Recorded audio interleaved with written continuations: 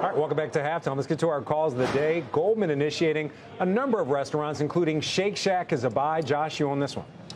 Yeah, so the story here is they had an incredible CEO who was with this company from the beginning when it was a single burger stand in Madison Square Park in New York. He has stepped down, and the replacement CEO is somebody who understands scale and can take this business to where it really needs to be. He was formerly running Papa John's, and I think that what you're going to see from Shake Shack is expanding margins, improving operating margins. I think you'll see a larger store footprint, incredible brand awareness growing around the world, and just a business that is making customers happy every day.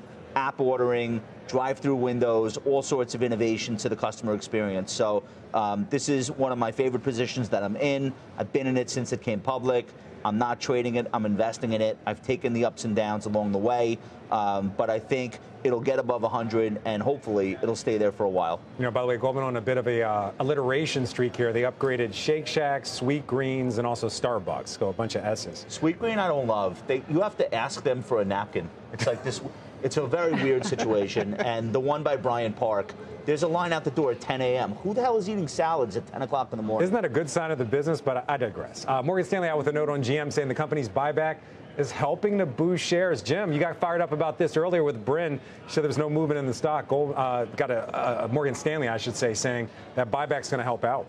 Well, we'll get to the price returns in just a second. I mean, it's not about the buyback. It's not just about the buyback, rather. I mean, if you look at the last 5 years, go back to 2019 before the pandemic.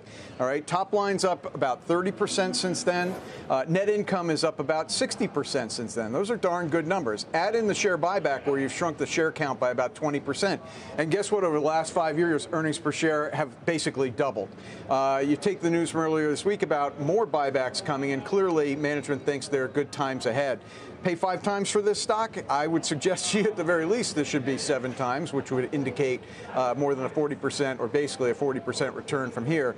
You know, as for the share price, look, everybody can choose what they want to own. There is an investment thesis on Tesla, no question about it. I disagree with it.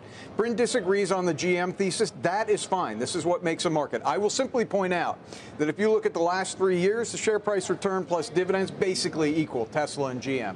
So, you know, let's not crow too much about Tesla and leave GM behind. Let's look at what it's done over the last year when people left it for dead after the United Auto Workers new union contract. That was the time to buy it. A lot of people missed it. I'm telling you, there's more gains ahead.